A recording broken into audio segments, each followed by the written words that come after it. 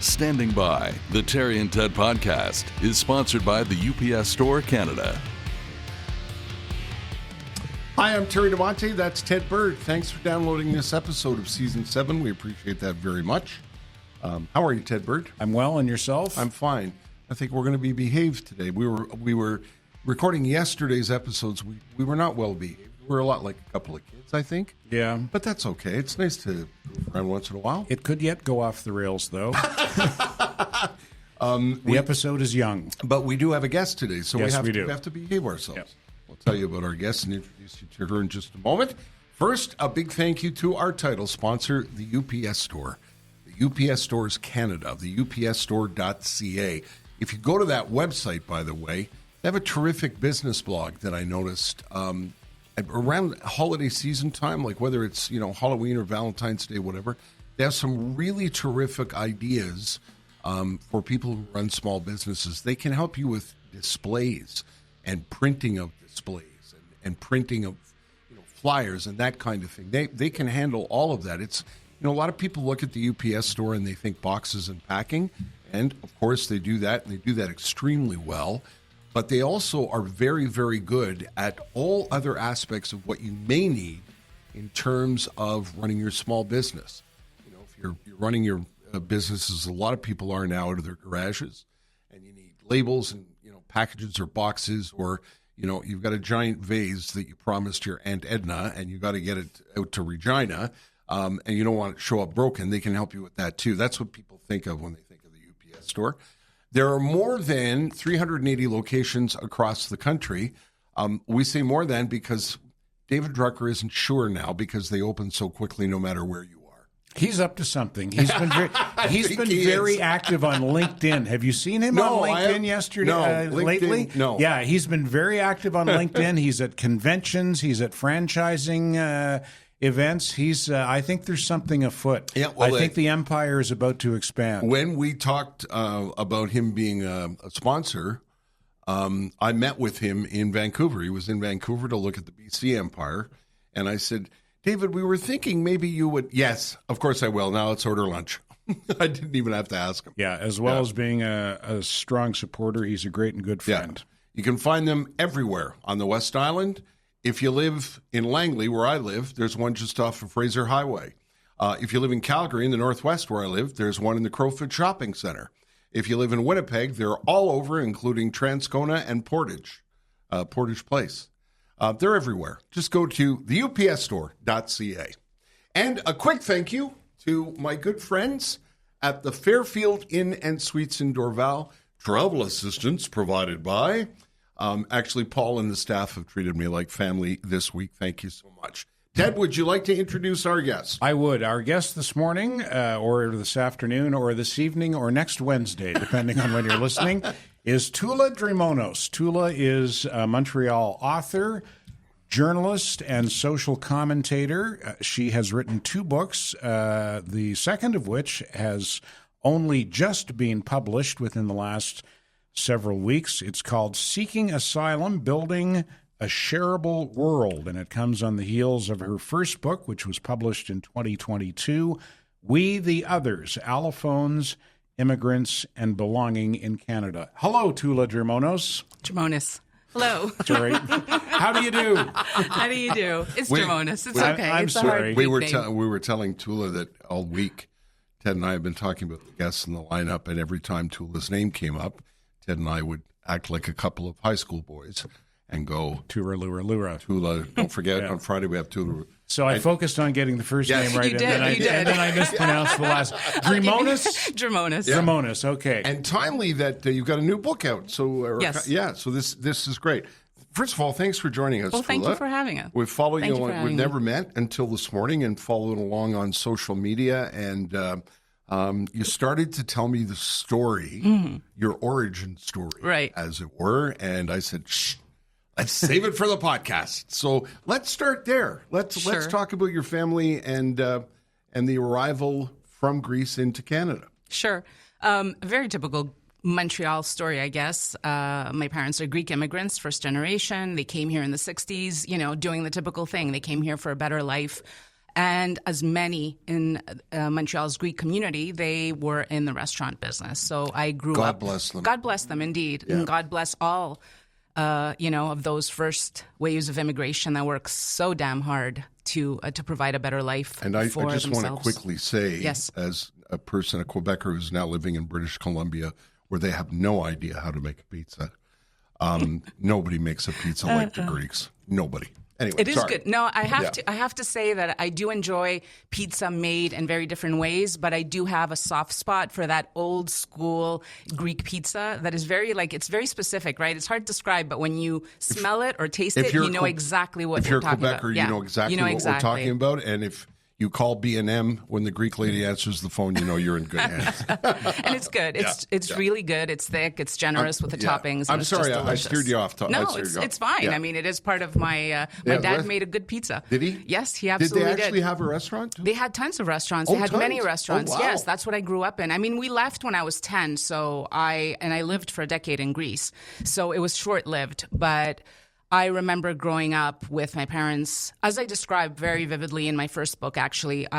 Because the first book weaves in and out of the personal and the political. I talk about politics and about anti-immigration and the rhetoric sometimes that creates this kind of inability for people to feel that they can belong, that is ramping up here in Quebec, but, has always happened elsewhere in Canada as well and around the world.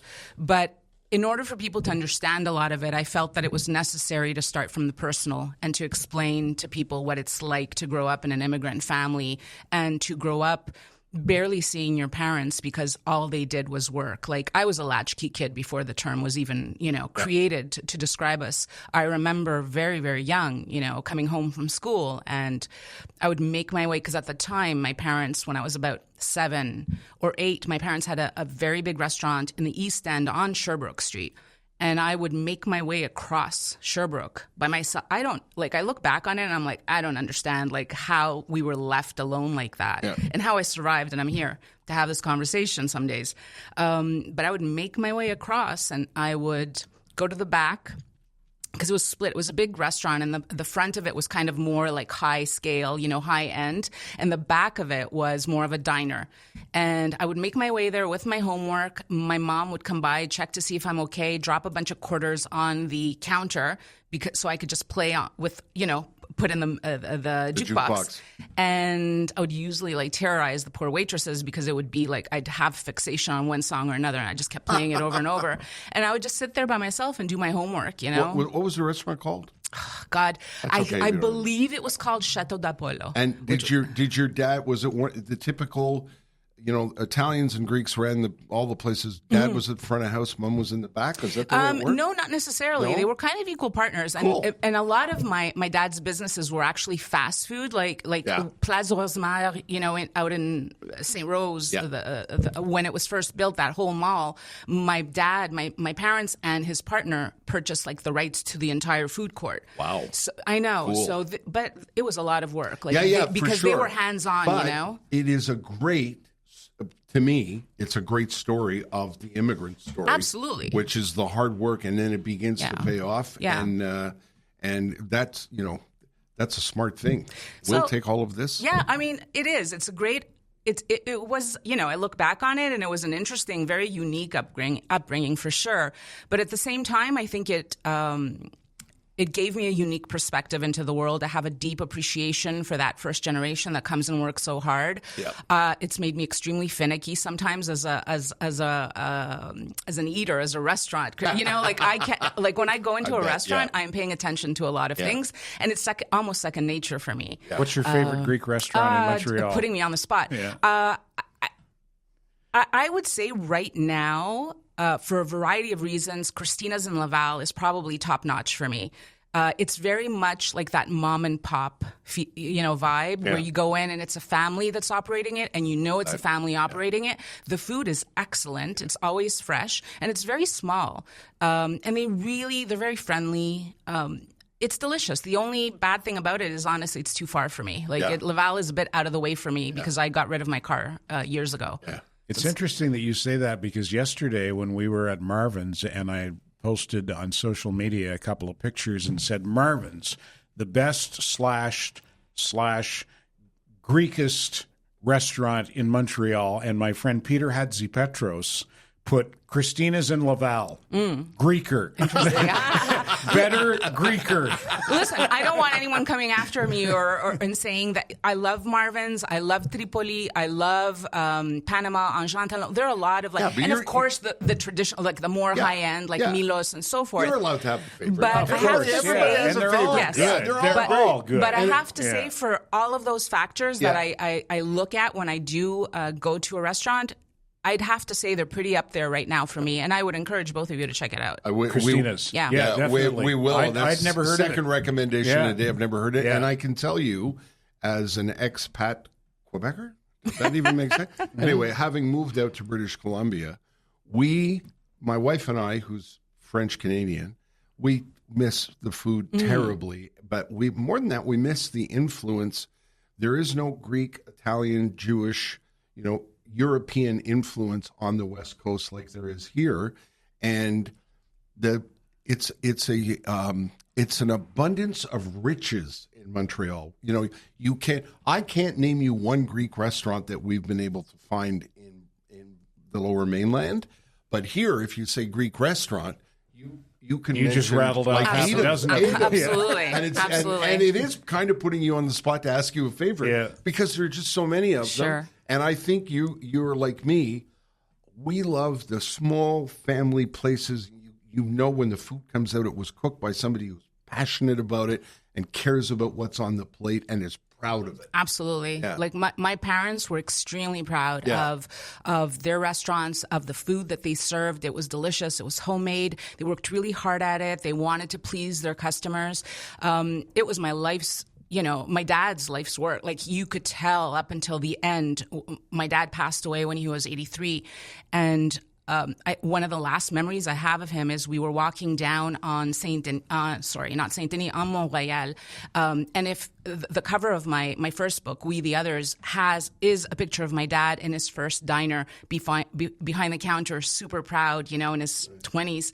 And we were walking down Mount Royal, and that's where it is. That first diner was at the corner of Mont-Royal and, I'm putting myself on the spot right now. I can't remember. The cross street. Anyway, it doesn't matter. Up in the plateau, anyway. Yeah, exactly, near Saint-Denis. So we're walking. He was in his 80s by then and quite frail. And we're walking slowly, and he's pointing out to everything that he remembers from the street, the competitor, how much he was, selling whatever he was selling, his special of the day, and how my father managed to counteract, by providing a better price. And then passionate. And he would remember every, I could barely remember what I ate yesterday. And this man was remembering things from when he was in his 20s and 30s down to the prices of the food he was serving, which was amazing to me. But he became so animated when he was talking about it, It was like Henri Julien, that was it, the corner of Henri Julien, which is now like some stale insurance company or something. And it makes me sad every time I go by. Because I'm like, that was my dad's first diner. Toula, I did not know that you were 10 years old when you arrived in Canada. I was born here. Okay. And lived here until I was 10. And then my parents, because long story short, my mom became ill. And I think there was a moment where my parents kind of reassessed their lives, and they were, maybe they didn't want to work as much. So what they did is they sold their businesses, went to Greece, lived there, and I grew up there until I was I have quite a different, backstory. Wow. And I lived there until I was about 21. I came back here thinking I was just going to come back here to continue my university studies. Re-immigrated. Yeah, in a way, it's interesting because I've experienced othering and I've experienced immigration from a variety of perspectives. Because even going back as a 10-year-old going to Greece, you realize that Saturday school to learn Greek is not cutting it. That you all of a sudden, I have an entire chapter in the book where I talk about Greeklish, this language that immigrants, this is the Greek first immigrants, book? Yes, the first book, where Greeks speak, the older generation speaks a very kind of interesting dialect where they take words that are Greek and they take words that are English. And they mash them up into something that doesn't really exist. I'll give you an example. Older generations will say flori for floor, parco for park, tseki for check. And this is literally taking an English word or a French word and Greekifying it. Right. And then this is what you grow up hearing around you, right? From your parents, your aunts. And then you go to Greece and you realize this word doesn't exist. No one understands you or is making fun of you when you say karo for car. It's quite fascinating. And I remember when I was a kid there, when I moved there, the culture shock, like I had to properly learn to speak Greek. And people would call me to Kanadezaki, which is like the little Canadian, And I was like, wait a minute, I'm Greek. And then I moved here again at 21 to continue my studies. I just wanted to get another degree and move back to Greece. And in the end, I didn't. I ended up staying here. I kind of fell in love with Montreal, and its diversity and everything it makes it such an interesting city. So you were 10 years in Montreal and then a decade plus in Greece and then back to Montreal. And decades later here, So when you came back, had you noticed significant differences? And if so, were they for the better, for the worse, or a combination of them? It's a tough question to answer because when you're like 8, 9, 10 years old, you're not noticing political situations. You're just a kid living in your own little bubble, right? And the people that you know around you. Yeah, yes, absolutely. So I didn't really notice any. I grew up speaking mostly English, going to English school, having a lot of different friends around me, Greek family friends. And then I moved here and I was thrown into university, and obviously the mix of Montreal and linguistically and all that. Like I learned French on my own because I felt it silly to live here and not speak French because you're missing out on so much, right? And it was important to me. And it was a gradual thing where I fell in love with the language and the culture as well. But I mean, it was a slow process. In the beginning, I think I was so immersed in my studies and in my own little environment that it took a few years before I started realizing, like, wait a minute, there's a lot of political tension going on here. And I also lived in Europe for 10 years where people are desperately trying to learn a second, third, fourth language. Like, they're really proud about that. People really take it on themselves to send their kids to private school to learn additional languages. And I came here and I'm like, why are people fighting about something that is essentially an asset? Well, in a lot of European cities, if you want to get a job, it's required. I mean, I've got friends that work in London. Yeah. A friend of mine that went to McGill spoke Swedish, German, and English. And when he got to London, they said, impressive, but you're going to have to pick up another one. It's already 3. So it's a different culture when it comes to that. Wait, what did you study, Toula? Ironically enough, I actually started in phys ed. My dream when I was young was to study in physical education, become a gym teacher. And then I studied that, and then I came here and I did leisure and recreation and sports management because I wanted to work in the field. And then I started and I was like, I really don't want to do this. And I've always loved writing, and I was always fascinated by writing. But being that second generation Greek kid, I was never necessarily encouraged to see journalism or writing as a profession because any Greek second generation kid will tell you, their parents, and most ethnic kids really, their parents are usually encouraging them to become a lawyer, become a doctor, become like, you've got the grades, why don't you want to do this? Like, they want you to do better than them. Yes, exactly. Yeah. And also to enter like safe, well-paid professions. And to them, like journalism or writing, especially, or anything in the arts, is like, you're wasting your time, like this is not a secure thing. I didn't bust my butt so you could, They came here to give you the opportunity to become a doctor, a lawyer, etc. Exactly. Yeah. When did you, so you graduate and what was the process of how you thought, wait a minute, I've graduated, but now I'm staying here. I like it here. I'm not going back. I don't know. I don't think it was like gradual? it was a gradual thing. I don't think I woke up one day and I said, okay, you know what? I'm not going back. I just slowly kind of fell back in love. It's even hard to say fell back in love because what did I know of Montreal as an 8, 9-year-old, I guess I did to a certain extent. I think I just immersed myself here in the city and I fell in love with it, and I like the diversity. I like the ability to, after a decade of being somewhere where everyone was the same, like Greece is wonderful and I love Greece, and perhaps one day I'll go back and I'll live there. It's a great place to retire. But I liked the diversity in Montreal. I like the diversity in food culture, being able to interact on a daily basis with people that don't necessarily agree with me or don't have the same background, the same ideas about life. Confronted by that on a daily basis. The French and English clash, as much as it can be super annoying at times, the culture clash and the linguistic friction, it can be super frustrating to cover and as a journalist, as an opinion columnist to write about, but it's also fascinating as a writer. It also, I can tell you now from experience, I've lived in different parts of the country over the course of my lifetime. I spent time in Manitoba, I worked in Calgary, and now I retired out in British Columbia. And I can tell you that there's an electricity that creates that we deeply miss. And I think, I never thought I would say this, because when I left, I was like, I've had enough of this arguing and this bullshit about the language and blah, blah, blah. And because I'm an English guy, right? I'm the guy that they've been blaming for, I'm part of the community they've been blaming for so long. And when we got out to British Columbia, it took about a year and a half where we realized you're missing something. C'est bien plate, ici, là, qu'est-ce qu'il y a? And now we understand that, as crazy as it sounds, my friends think I'm nuts. It's part of what makes Montreal and Quebec. Absolutely. And, it's one of the things we were talking on this podcast. I was telling this story the other day. One of my favorite things was I had a lot of friends over the course of the years who were nationalists, separatists. Yeah. And I would be at their house for dinner, and there'd be like 12 of us around the table. And you know what happens when you get Greeks, Italians, and French people around the table? It's very loud. A few bottles of wine. Right, and everybody tries to talk louder than the other person. Absolutely. And there was a lot of yelling and saying, attends, it's my turn.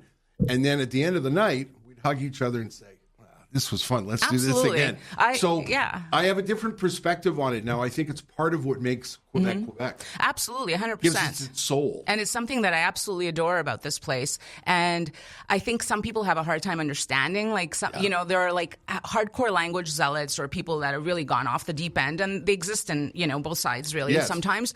But they have a hard time understanding sometimes that the average Anglophone, Allophone Quebecer feels very much like a Quebecer, loves this place, appreciates that, that electricity as you well described it.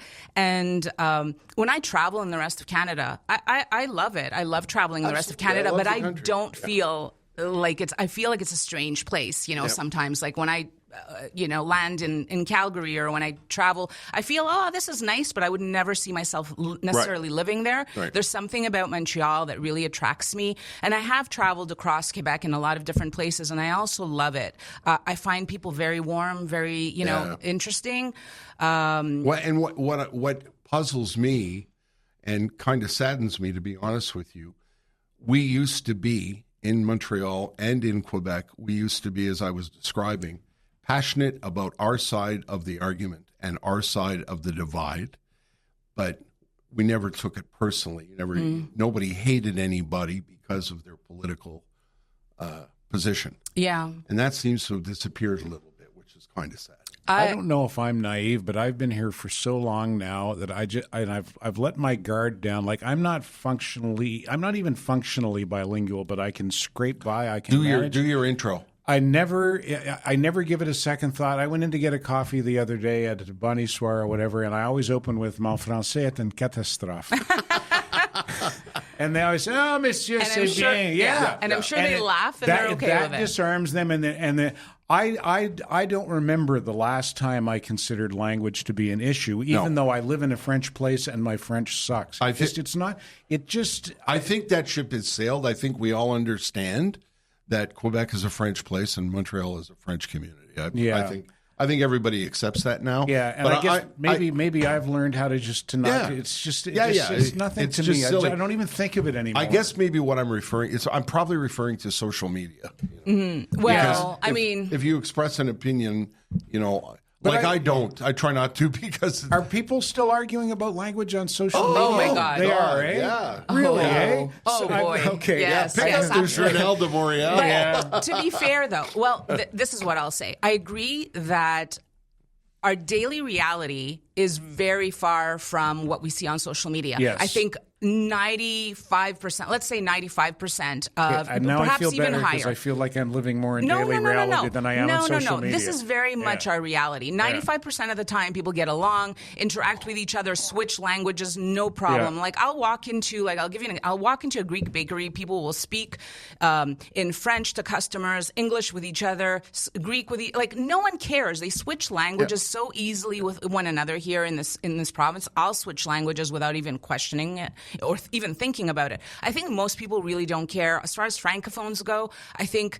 what most want is a little bit of respect and some effort. Yep. That's it. That's all. Well, yeah. And When I open with, I think that's why they like mon français. and that's exactly why you're disarming them with that line, because they appreciate the fact that you're acknowledging that it could be better, and you're opening with a joke. So I mean, how people can like that? People are not. Most people are not mean, about it. No. Social media is a disaster on Twitter. Like, it's really, really created a space for some of the most extremists out there that are vile. Like, the number of people I have had to block over political discussions or over language is horrible. But I do feel that this government has, but I feel passionate about I feel that this government has made it worse. I've seen increased polarization in the last few years. More than I've ever seen. They've taken that card out of the deck. Oh, absolutely. And it's part of Quebec's history. Yeah. And it's a card in the deck that a number of governments have played since I was 18. I turned 18 the year René Lévesque was elected. And that was the year that everything changed here. Mm-hmm. And everything went upside down. And I've watched it, and it was one of the things that chased me out. One of the things when Legault was elected, as you well know, he promised he would focus on economics and and he did that whole tap dance, typical politician. Watch this hand over here, and then now we're going to do this. And I thought to myself, are you fucking kidding me? Are we going to go through this again? Yeah. Somebody actually brought up the word referendum, and I thought, are you kidding me? Are we going to do this again? And my wife and I said, and my wife's a francophone. My wife and I both said, I remember staying up until 1 a.m. when I had to work at 5, watching the 1995 referendum. And as I reached for the remote to turn the TV off, living by myself, I was walking up the stairs saying, I'm never doing this again. Yeah. I'm never going to go through this again. If they do this again, I'm out of here. But if the majority of francophones wanted a sovereign country, if they wanted a country, it would have already happened. Yeah, I agree. We've had 2 referendums. Yeah. It's been clear. Like, it's easy to marginalize and target and say, like, I get this all the time because I'm a Greek Montrealer. People like those hardcore language zealots they keep arguing with on Twitter will be like, oh, your community voted 99%, for federal. And what about it? Yeah. Like, immigrants. It's perfectly normal that immigrants come here and they don't have this emotional attachment to a sovereign Quebec. So for someone to buy into the idea of sovereignty, you need to give them actual factual reasons why someone will say, "Is there something in it for me?" And so far, it hasn't happened. Like, they have people who want sovereignty, and it's a legitimate political goal. I don't mock people who want sovereignty. I don't consider them traitors. I don't like this political discourse that happens sometimes where people will treat federalists as like, oh, you failed Quebec, or vice versa. You want sovereignty, so you're not. Why are you getting money from Canada or whatever? It's a legitimate goal. If you can get enough people to want to do it, go for it. That's the way democracy works. That's exactly how it works. What I don't understand, and what's always bothered me, I've had a chip on my shoulder about this, is in the way I think, the way I feel, je suis Québécois. Mm-hmm. And other hardliners will tell me, no, you're not. You can't use that phrase. And I understand. I still get, I get teary-eyed when I hear harmonium, and I feel like a Quebecer to my soul. But there's a lot of people in Quebec who said, "Hey, English." Yeah, absolutely. And that's a thorn in my ass. Not that I don't want to sound like I'm trying to sell you my book, but the first book, but I do feel that We the Others, you would relate to a lot of it. There's an entire chapter where I discuss this. Okay. I'm only going to interrupt you because we have to do a thing. Okay. But I want you to define the phrase "the others." Okay. Sure. Yes. Absolutely. Very interested about this. Speaking of the immigrant experience. Exactly. Yes. Do you know who one of our sponsors is on this podcast? Sugar Sammy. Oh, really? Sugar Sammy That's cool. is a sponsor of the podcast. Very nice. Sugar Sammy, who you might know as one of the most famous comedians in the whole wide world. And his profile just grows and grows and grows. He's a superstar in Quebec, well known across Canada, big star in France. He's on the French version of the show. Yeah, the show America's Got Talent. It's got talents. He's on the French version. Of the French version. And he's he's now at a point in France where he can't walk down the street in Paris without being recognized. Over, I think it's 6 or 7 million people a night watch that show, and it's not his. I mean, he's got a place there, and he's kind of conquered the show business there. But I wouldn't describe him as Parisian. But that's his experience. He walks down the street, people are like, "Hey, Sammy," and he'll take the piss out of them just the same way as he'll take the piss out of us. He sure does. Back here in Quebec. He's down in the States doing exactly that right now. He's on a 20-city American tour. And we talk about this on each of our episodes. In 2023, he sold out every ticket he put on sale, and there were lots of them. He took Juste pour, or You're Gonna Rire Deux. He took it across the country. I saw him perform it in both languages in Vancouver. He did it in Calgary. He did it in Winnipeg. He did it in Edmonton, all across the country. And it was a massive success. So he put on tickets on sale for 2024. Those tickets are now on sale, sold out all the way to September. So if you're thinking about going to see him, you have got to buy your tickets early. I tell people this all the time. People say, yeah, I'm going to go see him. My wife and I are going to get tickets, and they go to get them, and they're gone. Go to sugarsammy.com to get the dates, find a ticket near you, and don't miss him.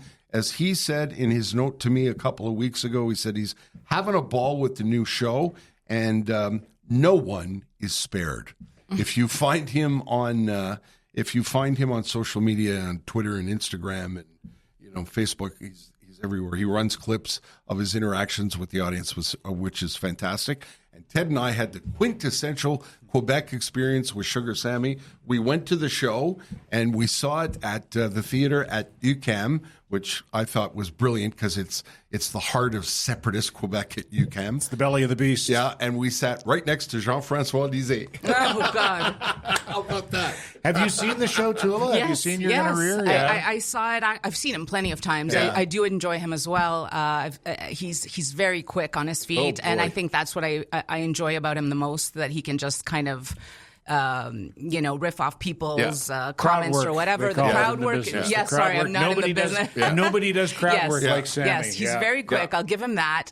It's funny because I just finished actually writing a piece on him for The Walrus, which will be coming out soon. Nice. I'm a fan. I do agree that what he does is quite interesting and also quite unique. Yeah, big time. Because if he hadn't been born and raised in Quebec, in Montreal, he wouldn't have that ability to actually, be able to be so popular and so good at what he does in both English and French, plus his other languages. He's a Bill 101 kid. Yes, absolutely. Yeah. And the fact that he's a Bill 101, as he said many times himself in interviews, has allowed him this kind of flexibility and this. It completely expanded his horizons, right? Yeah, his absolutely. career, and I think there's something to be said for that. He sees the world in a slightly different way, and he makes fun of everyone. I love that, because if he wasn't so much of an insider and he didn't understand how politics works here and the language friction, he wouldn't be able to mock, so many people and to do it in their own language sometimes, which really irks, the usual, the usual suspects. The usual suspects, yeah. Because he's such a kind person, we've become friends over the years. We're pretty close now. He's a kind and good and decent man. He's likable. And I think you feel that on stage. I think you're absolutely right. I think, we tend to sometimes underestimate people's intelligence. And I think people can sense when like I pride myself on having a decent BS detector. And I think that's what he has. And I think people have that as well. They can sense when someone is, BSing them, and they can sense that it's an act and he's a decent guy. Plug the book again. What's the title? Yes, I wasn't trying to necessarily plug it. Yeah. Because I want. I'm going to build my question around it. Yeah. My first book is called We the Others. There we go. C'est quoi ça, the others? Yeah. It was a play on words, really. I wanted to the book is about anti-immigration. I wanted to explain, by looking back at Canadian history, and also, I wrote it after my dad had passed away. I was mourning him. I was thinking about his life as a first-generation immigrant. At the same time, I saw a lot of immigration rhetoric kind of ramping up here in Quebec, but across Canada, across the world. We were seeing a little bit more of a movement of who are these people? Where they're coming from? Can they integrate here properly? And I wanted to remind people that this is all, it's lazy. It's been done over and over. Every wave of immigration has had to hear the same nonsense over and over. So I basically kind of broke it down to people to explain that this is what happens time and time again. The Italians have heard it. The Greeks have heard it. Every Jewish person who came here has heard it. Every, and I quote from Canadian government, 100 years ago when they had different, the Continuous Passage Act, or where they wouldn't allow people to come here, where they would try to find indirect ways of stopping immigration, and silly things like that. And I also wanted to kind of explain that at the end of the day, anti-immigration or being afraid of immigrants or refugees is essentially othering. And othering is basically seeing someone's difference as inferior, as suspect. And that's essentially what happens with immigrants, right? You see someone and they're like, oh, they're Muslim, they're wearing hijab. We're essentially in a province that has is so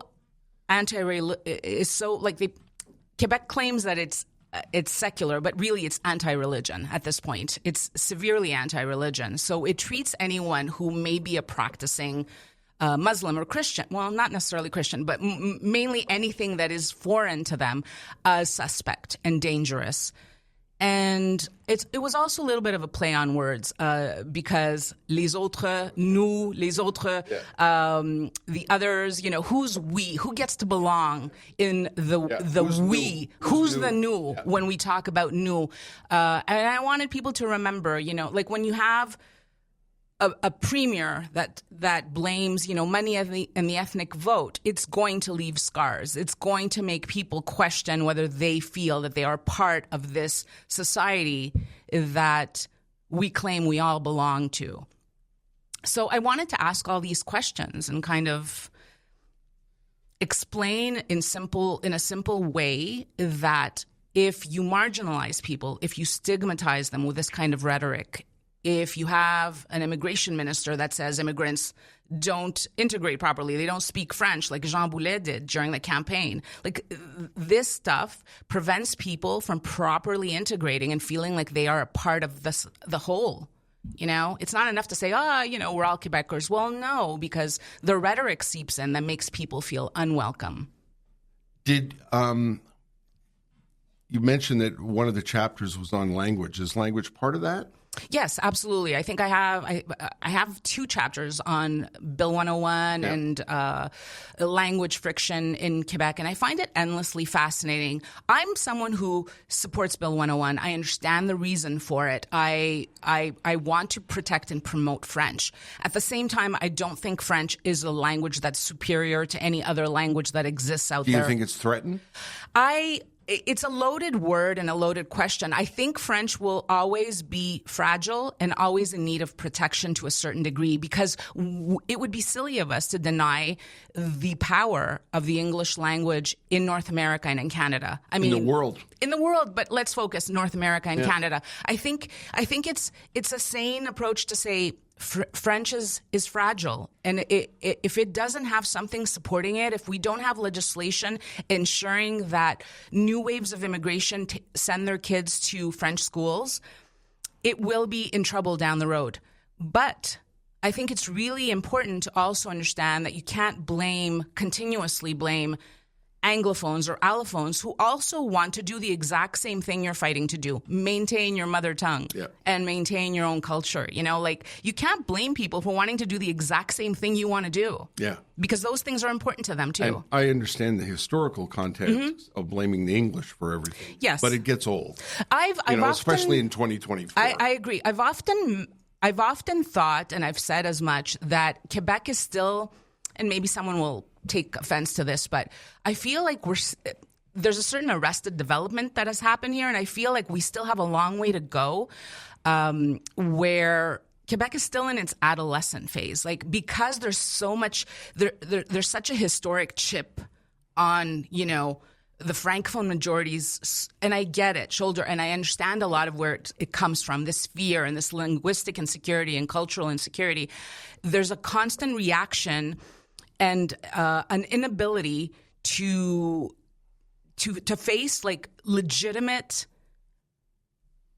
criticism about something, you know, and to be able to say, you know what, we're not doing this well, or we're not doing the best job that we could with integrating newcomers. We can do a better job without stigmatizing them, without punitive measures like asking newcomers, and even more so asylum seekers, that if you don't speak French in 6 months, too bad, you're out of luck. Like, to me, this is punitive. This doesn't help the cause of French, of preserving French. It creates resentment. It does the opposite. Sorry, Toula. No, not at all. Are any immigrants or asylum seekers settling or seeking to settle in the regions? There are some, and actually there are some municipalities and small towns that are actually going out of their way to actively seek them out, because they're in dire need. Their towns are dying, you know, like, which is happening with across Europe, and a lot of small towns that are dying out because they don't have, you know, the birth rate's low, the population is aging. Yeah, young people leave. We need people. We need people. Quebec needs people desperately. Right. So a lot of these small towns are kind of defying what the rhetoric or the policies of the government is, and they're doing the opposite. They're actually actively seeking them out and going, we will create the conditions to bring you here. And they're recruiting them, and it's working quite well in certain regions. But I feel that we need more of that, and we need the government on board to actually create the conditions, because it's a lot to ask of a new immigrant to. And that's the reason why we have such immigration in Montreal, right? Because it's the normal thing that you do as an immigrant when you don't know anyone and you are unfamiliar with your surroundings. You will go where others like you are there, because you have a support system. It's always been that way. Yes, absolutely. You know, it was the same thing with the Italian, Greek, and Irish, even the Irish. But doesn't that end up creating two Quebecs, the multi-ethnic Quebec in Montreal, and then the homogenous Francophone Quebec in the rest of the province? Yes, I see what you mean.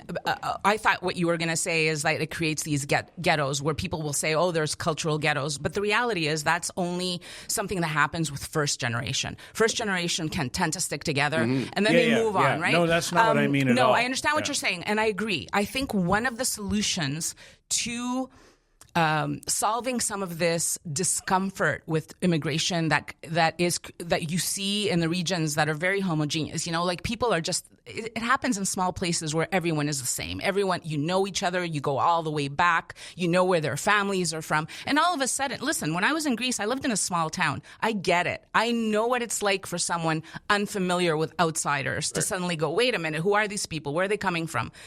Do they fit in here? Can they integrate properly? They don't look like me. They don't eat the same food.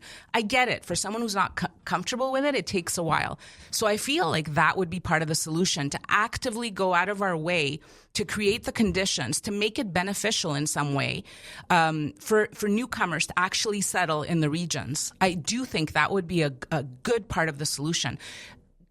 Make it easier for them to purchase a home there, you know, like, give them some sort of discount or something to start a business. Some incentive. Yes, exactly. That was the word that I was looking for. It's like I work with words for some reason. Yeah. But incentive, exactly, to make it where it's a proactive measure. It's not punitive. I feel like we waste so much time in this province treating language and immigration in a always with the stick, never the carrot, you know, and we need more proactive, positive, confident measures that acknowledges that French needs protection, so we can do better and we can get on board together instead of this infighting that is just so silly. How do you address the fear that's created by immigration. I'm not asked, we could talk for 1,000 years about Sure. whether it's right or wrong, but it exists. Mm-hmm. So people who have been living in a certain place for 35, 40 years, and a mosque gets built in their neighborhood. Yeah. And it creates apprehension and fear. Unfounded, it's for another discussion. How do you address that? Do both sides have to get together and say, listen, this is how we worship. We don't mean anything by it. We're not trying to take your life away. You know what I mean? Yeah, we're not trying to change your culture. Yeah, We're not here on a mission to infiltrate, which I see on social media daily. Yeah. Like someone wished, I'll give you an example. Someone wished, it was the Canadian, CSIS, Canadian, CSIS, CSIS. They basically wished like a happy Eid, to Muslims. Like big deal. It's one of those typical that all politicians, all organizations, it's just marketing, right? You're like, oh, this is a small part of the population and we're going to do this for them. We'll say happy Christmas, happy Easter, happy whatever. And someone, I won't mention, but someone who's like quite a zealot on social media basically said, are Muslims the fundamentalists infiltrating CSIS? The question, it begs, like, we should be asking this. And I'm like, are you people crazy? Like, all they did was just a generic, but it's just a generic wish, But I remember a few years ago, a member of Bloc Québécois, I remember it was during the stamps, like Canada Post issues like all these generic stamps. And they had issued stamps celebrating like all the holidays. Like they had them for Easter, they had them for whatever, Muslim holidays, whatever. And he lost his mind because he saw a stamp that was celebrating Ramadan. And he was like, what is this? We're a secular country. How dare they post this? Canada is losing it. We need to leave this country and become independent. And I'm like, all they did was create a stamp that celebrates like a small religious minorities. Yeah, it's about inclusion. That's it. That's all it is. An Hassan at the acknowledgement. car wash gave me dates on Ramadan while I was waiting for my How car. nice is that? Because that's what they do, right? It's a culture. To answer your question, it's not easy sometimes. It's hard. I agree with you because it is human nature, and especially when you live in a more insular, a close-knit community. And if you're older. And it's hard to kind of fight these preconceived notions of who people are when you've never met them, or if the only Muslim you've ever met or you've heard about is, I don't know, Hollywood movies where you see, people attacking. Well, also you can go on social, to your point about social media being a tire fire. Yes. I see a lot of things on social media that anger me. Yes. There are radical. Oh, absolutely. Radical people saying things that make my head spin around, and I think I'm smart enough to know that this lunatic that is saying we're all going to come under the foot of Allah, I understand that he's not representative of all the Muslims in the country, but that's part of what social media is doing. It's lighting fires everywhere. Yeah, and if you don't know anything else about that particular religion, and that's all you know or you hear, it's the same thing that assuming that Christianity, which we're more familiar with because it's the majority religion here, is represented by those nut fundamentalists in the States who think that gays are bringing the apocalypse, or that. All this crazy nonsense about women's rights. What was that guy? I can't even remember his name. Who used to think that women's rights are bringing the end of the world, or whatever. There were all kinds of them. There were all kinds of charlatans. Because we know that because we're familiar with Christianity, we know that this guy, this particular group is like, they're nutcases. Yeah. But if you don't know anything else, you just assume that the Muslim religion is those extreme cases that you will hear about, right? I think it starts with education, and it will take time. I think things will change as immigration changes because it's inevitable. More and more immigration will enter. We need more immigration, whether some people are uncomfortable with it or not. Well, we don't have a choice. A lot of people are uncomfortable now because there's a lot of people, again, driven by social media, who think it's too much. What do you say to that segment of the population? I feel I do understand to a certain degree some people's kinds of concerns about them, and perhaps it could have been done at a slightly slower pace. Because a lot of our of our systems are overloaded. Yeah, they're kind of like bending at the seams. You know, the first thing that comes to mind is our medical system is really, really straining and struggling. And you know, we're talking to a doctor friend of ours a couple of days ago who talked about just that there's a lot of people that come up over the border, put their bags down, and go right to the Montreal General. You know, well, yeah, he's a doctor. He works at the hospital, so.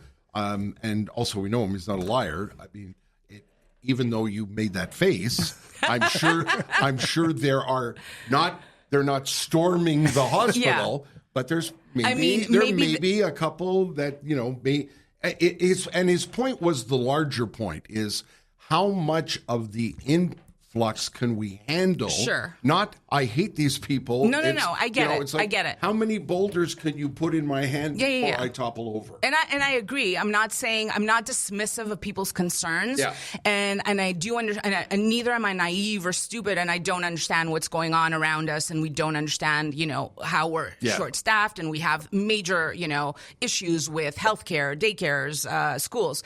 But to respond to that particular case, I also listen. There are people who are crossing the border. Some of them have been walking or traveling for weeks and months at a time. I highly doubt they know exactly where the general is. I think they probably had a health issue, and once they passed the the screening process, they were probably sent to a particular hospital. That's fine. But the bigger picture, the bigger question: what do you say to people who are afraid of that? And I understand. And use that. I understand. Say, "Oh my God, what's going to happen?" I think we have to have more responsible conversations when it comes to asylum seekers, because the migration crisis is very real and it's not going to stop because some people don't like it. It's happening. People are coming. Some of them are fleeing some horrific situations. The reason I wrote the second book was because it felt like a normal continuation on the topic of immigration and othering, which is it's on asylum seekers and refugees, because a lot was being said about it. And obviously with Roxham Road here in Quebec. And I felt that a lot of misinformation and disinformation was circulating. And I thought it was necessary to actually speak, because I'm not an expert on the topic. And I felt that it was necessary for me to reach out and interview experts, migration experts, immigration lawyers, people who work with refugees on a daily basis, right? It was important for me to understand what is happening on the ground. And every single person I interviewed told me that there's no real crisis happening. A lot of what we're experiencing is a lack of governments not allocating money where it needs to go. Gotcha. A lot of the crisis is like healthcare. It's not like all of a sudden 100,000 refugees showed up in Quebec and put a major strain on systems that were operating just dandy. We had major issues before already. Right. I understand that we can have conversations about how to better allocate these resources, how to help these people while at the same time not straining our services, how to better distribute the ones who do want to go elsewhere, and many have left Quebec since then because of the language limitations. Yeah. But I don't think as humans, I think we need to center humans when we're having these conversations. It's wrong to marginalize people who are running for their lives. And in most cases, these are legitimate refugees who are fleeing situations that are quite,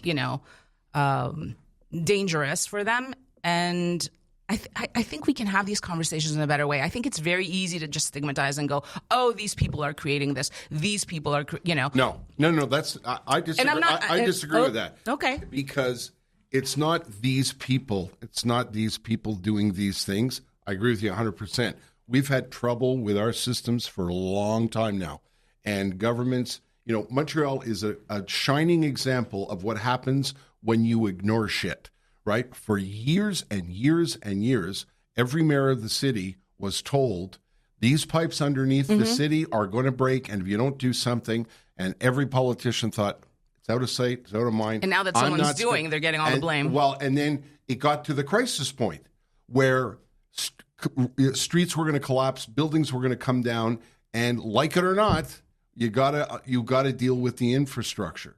So I'm not blaming people, but I'm saying there are systems that are under a great strain, and I think, I'm not a policy wonk, but it is in fact a question of numbers, and that has to be, I think, part of the discussion. It's primarily a question of funds.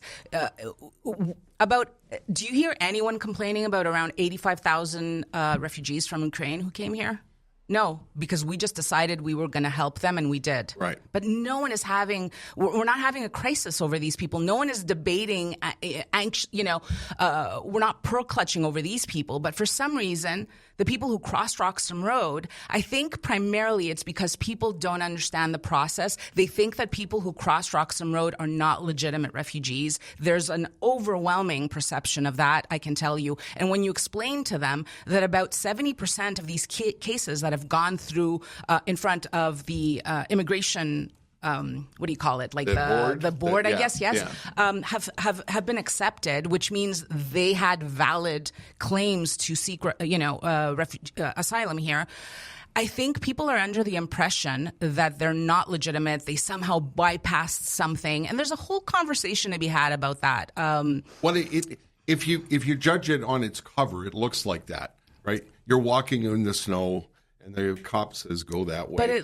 And I'm just saying that's the way it presents. Of so course. If you don't do your homework and you don't do your research and you don't know what you're talking about, you go, look, they just walked in. But Terry, most people don't even go past the headline these days. Like, I know. You can barely get someone to read an entire article. And so it's very easy for that kind of misinformation. I get it. It's part of the issue. I get it. That you're trying to address with your book. Yes. That's being driven by, Ted and I always say, what's your theory of the brontosaurus on social media? It's the 1% over here. 1% of the people make 99% of the noise. Right. It's true. Yeah. It's true, and actually because I do often, I fall for it. Sometimes I'll get into these heated, I do. I'm just as much to blame as anybody else. You do get immersed in it, right? And sometimes you lose focus and you waste, I'm trying to get better. I've blocked a lot of people. I mute people, and this way I don't get distracted. But it's absolutely true. I constantly remind myself, do not fall for it. These people do not represent the majority of Quebecers. These people have way too much time, and they're wasting it on social media and on Twitter. I walk away. I usually go for long walks, bike around the city, and I remind myself of why I love this town so much. Yeah, I have to block me. I block me in my head. Yeah. I don't allow myself. I start and I go, no. He's like, no, I'm tired of myself. Exactly. I'm getting better. It's not worth it. It's not worth it. It's the same premise as when I used to, I read the Journal every morning when I was doing morning radio. And when I got to Durocher, I just turned the page. And when I got to Martineau, I turned the page because they're fishing. It's like, but they're paid by the click. So, obviously they're going to go for the craziest points of view. The key is not to fall for it, as you're pointing out. It's hard sometimes, though. I know. It's hard when it targets you. It's hard when it, it's their arguments that are such bad faith arguments about communities that you love and that this is not how, the majority of allophones or anglophones think, and then they're represented in a certain way. It's hard sometimes. You feel so passionate about this topic? Immigration or language or everything? Immigration. Immigration, obviously, because I am the daughter of immigrants, right? But so am I. Sure. I'm not the daughter. You don't give a damn. No. It's not that I don't give a damn. I'm politically. You're less. I'm politically engaged, right? But I don't have the kind of passion that you do about it. So I'm just curious about. What were your parents? What was their background? My grandparents on my mother's side both came from Britain, and my grandparents on the other side both came from southern Italy, and my Italian grandparents came. They went to Halifax, 1900 whatever it was, and came to Montreal and got off the Halifax, train. Same. And my parents too. And my grandfather got his sewing kit out and tried to do what he could do and raised 7 children. It's the classic tale of immigration in that era. And you're right about that. My dad was called a wop, and he called his Irish buddy the Mick. And it was that era of there wasn't a lot of hurt feelings back then because it was a different era, different time, different place. But it was the same kind of thing, as you were pointing out earlier. All the ethnicities went through it. Absolutely, every wave of immigration, and now it's the new waves that are dealing with it as well. And then 100 years from now, we're going to be looking at this and laughing and going, But when I hear, sorry, I didn't mean to interrupt, but when I hear sometimes like second or third generation go, but our parents, they didn't demand things and they just worked hard, and there's this perception of as if newcomers now are ungrateful, and they demand too much. And I would really caution people to not fall for that, because it's not necessarily true. Just because someone might be a little more educated and know their rights does not make them ungrateful. No, my what I would say is my grandparents and my father didn't have to cope with Facebook and Twitter. Which is a very different. I think it's a different era. They were just trying to survive. Yeah, so. That generation too. That wave of immigration came from a different part of the world, generally speaking. No, it was mostly Europeans then. Well, I mean, we still had, people from India and Pakistan and, from the colonies that were still coming over, and Caribbean that was quite different. Yeah. But it's much more so now from Asia, no? Well, the world is a smaller place. No, not necessarily. And I know, as a kid that grew up in Montreal, I didn't meet, nor did I know what the word Muslim meant. And I didn't meet a Muslim man until I had a teacher at Pierrefonds Comprehensive High School, who was an Arab. And I didn't know what he was talking about. When he tried to explain, right? I'm going to a Catholic school in high school in 1975, and I'm like, what? And I'm not saying it's Muslim? good or bad, Toula. I'm just saying my perception is that in the 50s and 60s, there were a lot of European immigrants, Eastern European and Italy and Greece. And now it seems to me like there are a lot more immigrants coming from Muslim countries and other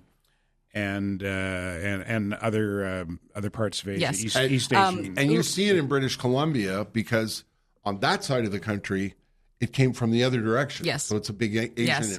And I'm not saying it's good or bad. I'm just saying that's my perception. Yeah. Thank you. You took the words out of my mouth. I was going to say it's perception, because we seem to forget that there were a lot of Chinese, Japanese that came, remember, with the internment. And yes, exactly, who built the railroad, and then we easily forgot. And then we decided that we were going to impose the head tax once that was done. So and Indian people from India who came here. And again, the government tried to stop them once they saw that too many were coming over.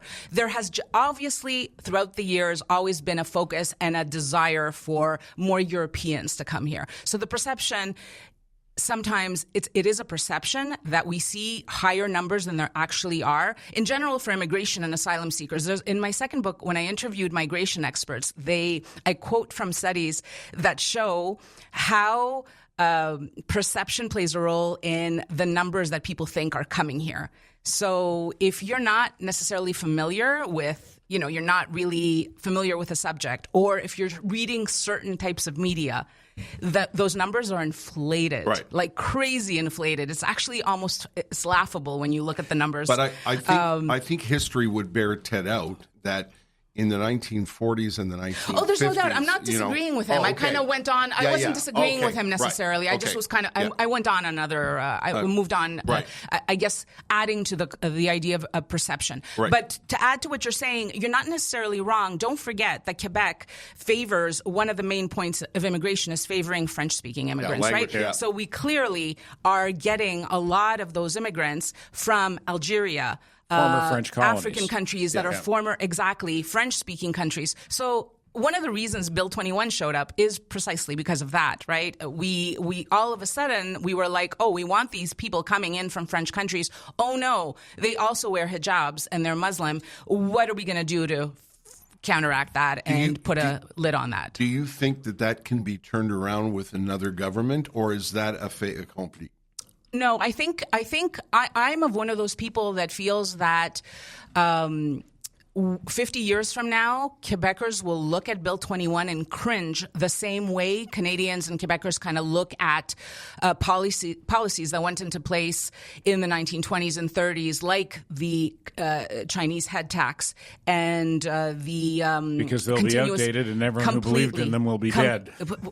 Completely. They will be completely outdated, and they'll look at them and cringe and go, I cannot believe that I actually supported legislation like that. Because to me, Bill 21 is discriminatory based on these preconceived ideas of what Muslims are and what they're supposed to be doing and how they're infiltrating our so-called secular society, which is nonsense. I have trouble retrying, people talk about this a lot, and I'm on board with pathetic and very sad, terrible that it happened, the Chinese head tax, and it was despicable. But I have trouble retrying that and saying, those people that did that, the governments at the time, they were reacting to the time that they lived in. Do you think that people would, I know nobody says that anymore. Everybody wants retribution and wants to retry it. But, something from 100 years ago, I wasn't there. I don't know how it happened and why it happened, and it's despicable. Everything that happens in the context of its time. Yeah, no, I get what you're saying. And I am kind of more middle ground on these issues. I understand both sides. I understand both sides, and I understand where people are coming from. And I'm not, super radical when it comes to these. I understand how someone can say, well, if you show up and you're like, well, why am I to blame for something that happened 100 years ago, and why should this necessarily define Canada and what we are as a people or as a country? My point isn't necessarily about, when I wrote that chapter, I wasn't necessarily trying to shame Canadians. I really wanted to point out that Canadians are just as bad at revisionist history as Quebecers are, and that we like to pretend that we're so much more liberal and we're so much more there's racism in Quebec. The rest of Canada is better. No, we're not. It's the rest of Canada is just as bad. And my goal in pointing these things out is not necessarily to shame anyone or to say, oh God, look how shitty we acted, or look how terrible we are. It's more so to point out, it's all there. It's all been done before. We've repeated this over and over. At what point do we look at it and go, why are we doing it again? At what point do we learn and say, this pundit who's talking about how we're being demographically drowned and how immigrants are endangering our culture and our language and our way of life is literally repeating what someone said 100 years ago. Yeah. Why don't we learn from it and not do this again? I don't know. Why do we keep going to war? Nobody ever seems to learn shit from exactly. history. I feel like humans, as much as we're incredible, we're also idiots. pretty idiotic, right?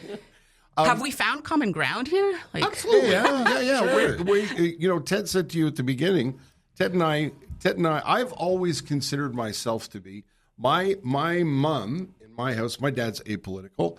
My mom and my grandfather my grandfather, Bill Betchley, ran for the Communist Party in Verdun in the 1950s. Very cool. I grew up in Greece, right, where the Communist Party is not a big deal. Yeah, and it turned out to be quite a big deal for my uncle, who tried to get a job in the States in 1960. Oh no! And that was not on, because of that. Anyway, my point being, there's a lot of left in the house. Yeah. And somewhere I fell somewhere in the middle. Mm-hmm. I always tried to be conciliatory, and I understand the right, and I kind of understand the left. I've found now that Ted said when you arrived that we thought you were extreme left of center, and that I hope we didn't end up throwing things or misbehaving.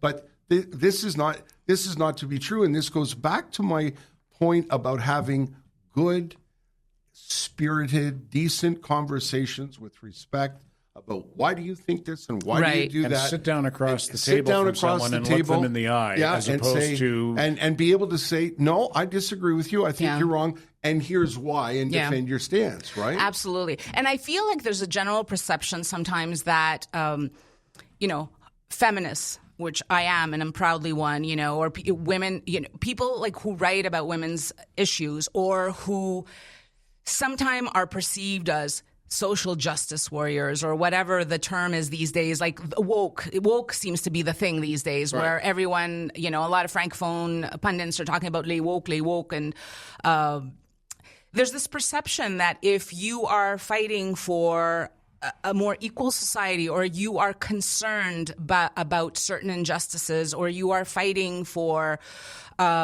more people to have a seat at the table, or women's issues, that you're this kind of humorless, person who is constantly like, I've met people who go, "Oh, you're not angry." Why? And I'm like, what are you talking about? I am honestly not angry at all. I'm not someone who is bitter or who is just out to like attack people, but some people have this perception. Like at my book launch for it, because We the Others was translated into French recently as Nous les Autres, which I'm very happy about because I feel like I'd like Good more people in Quebec to read it. And a lot of people showed up at the launch, and then all of a sudden my friend heard someone who had picked up the book and overheard him talking to his friend going, mais finalement, elle est pas si pire que ça. She's not that bad after all. I laughed. I could not stop laughing when she told me. And I thought, okay, I guess that's the perception that some people have of me on social media, because I'm very passionate about certain topics. Yes. And sometimes I do get into fights or spats and online. that's okay. But spirited discussion. But I'm Greek. Yeah. I'm a Quebecer. I think those things are inevitable to some degree. Let me pull the pin on this hand grenade. You ready? I got to toss this hand grenade. Oh, why is Ted trying to run away? I want to know what your take is, just because we were talking. Ted and I were talking about this. We don't have yesterday. to agree. It's okay. What is your take on excluding people from applying for a job? It's a tough subject. It's a very complicated topic. So I think I will not do it justice by just answering it very quickly. You can't see it as exclusion.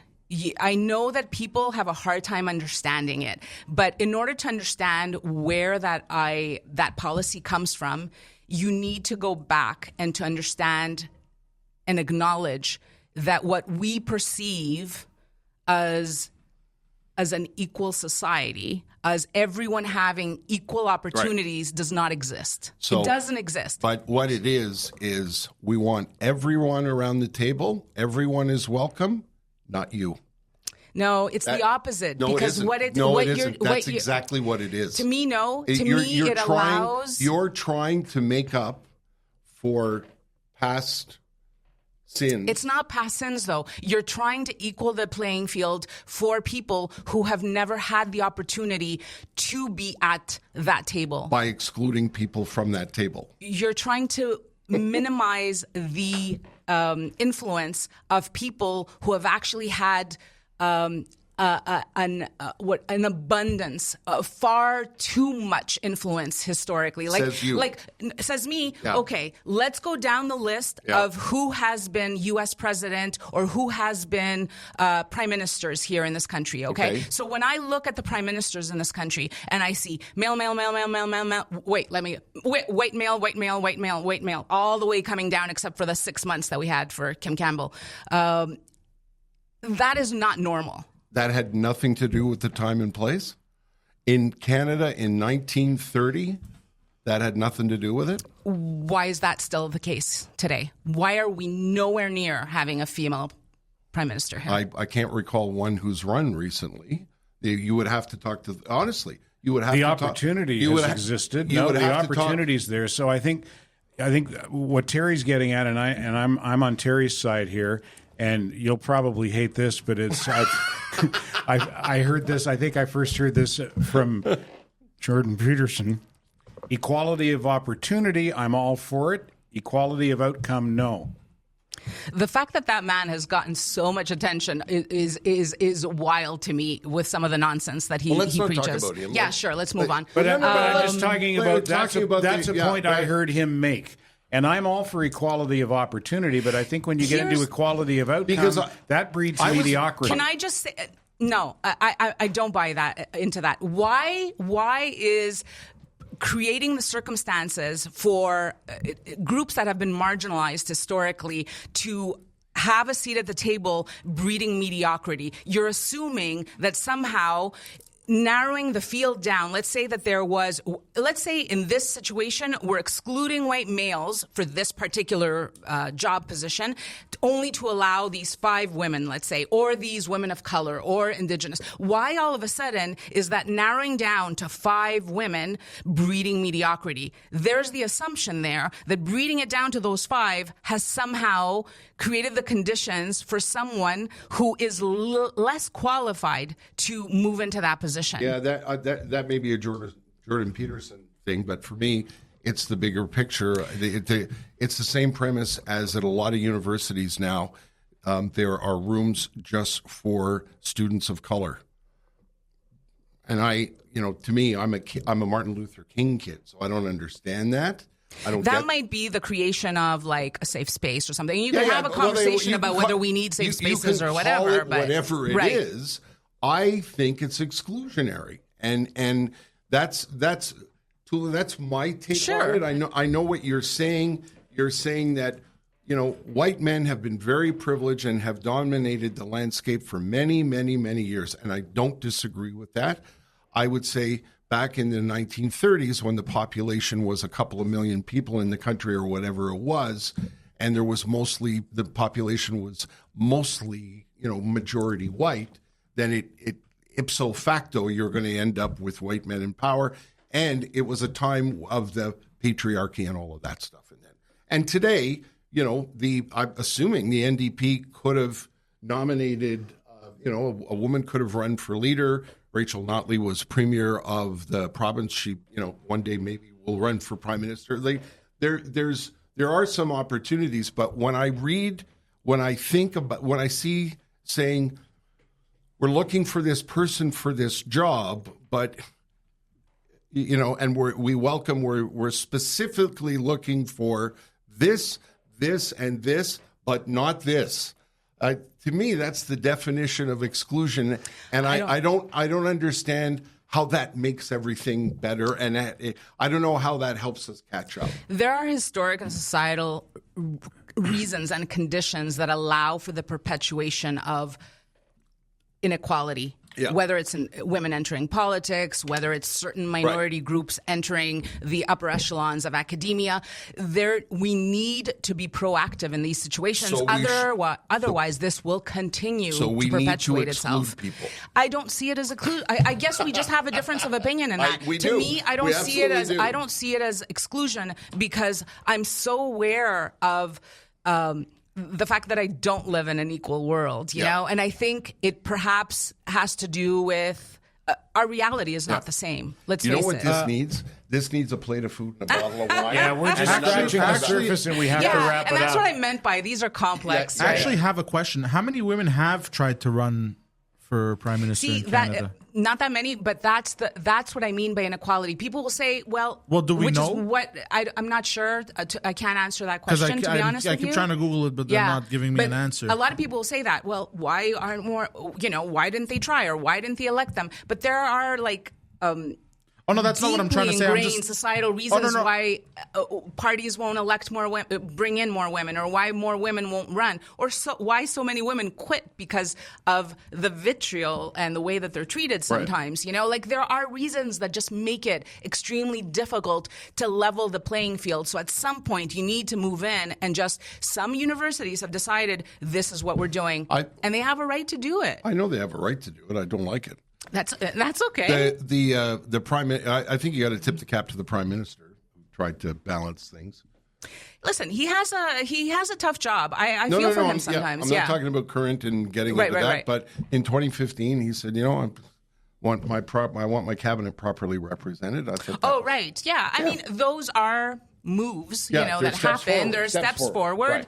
Right. It doesn't always work. It sometimes backfires. 50-50 proportional representation doesn't necessarily mean everything's hunky-dory and that every woman who's going to be elected is going to do the job. But I have an issue with people saying that we're somehow undermining excellence or we're somehow breeding mediocrity. Yeah. I resent that because I don't think it's fair. And I would urge people to perhaps read more on the topic because we have a tendency, there's certain movements that people, I think, dismiss because they just don't know enough about, like defunding the police. That is one where people go, what are you talking about? Defunding the police. This is nonsense. This is radical.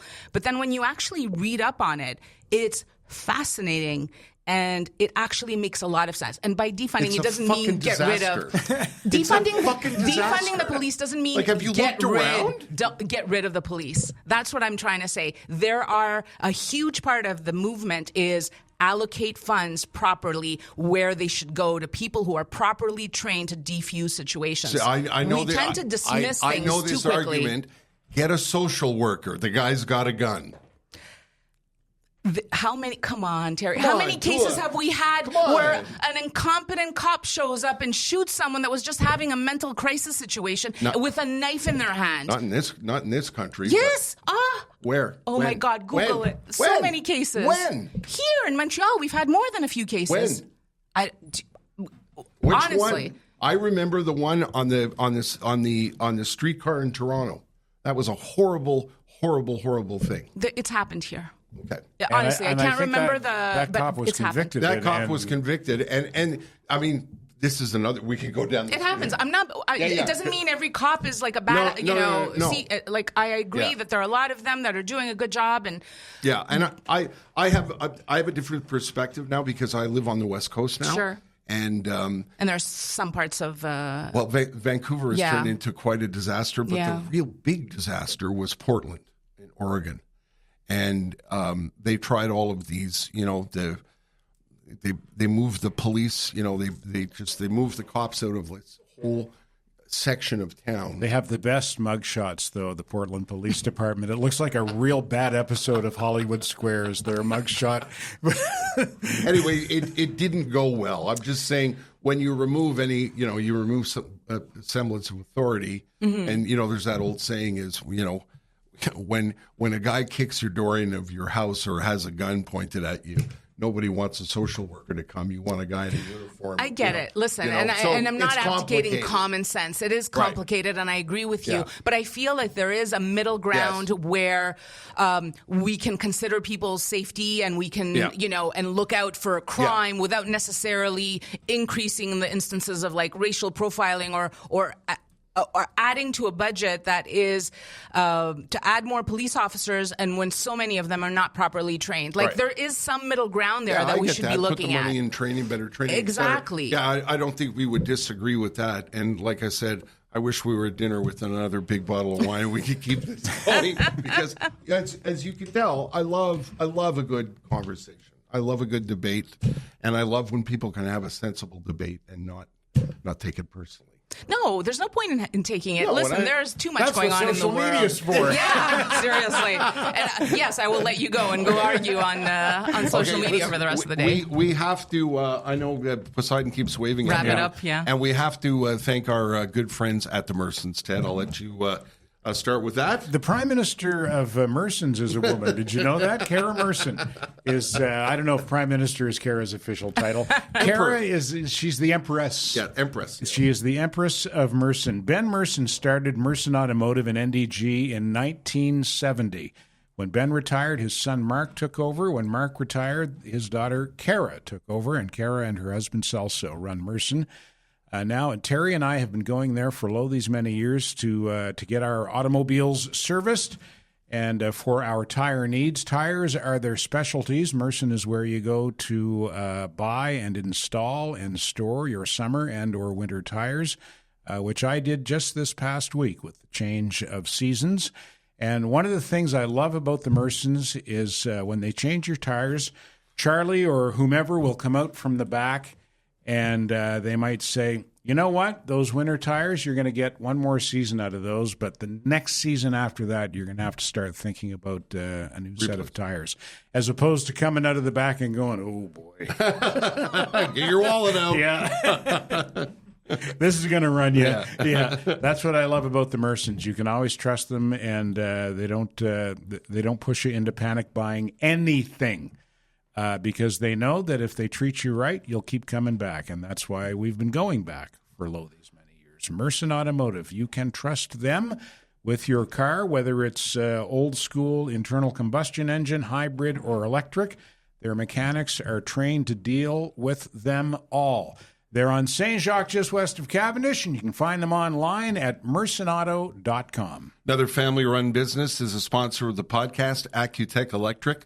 They established in 1995 here in Montreal, and it's headed by the second generation now. Tom is a master electrician and owner of the company called Accutech Electric, family-run business who focuses on what they do and core values. They talk about being making sure they provide their clients with honest, reliable, quality service. We've got an amazing team of electricians, and they do just about everything. They do industrial work. They do commercial work.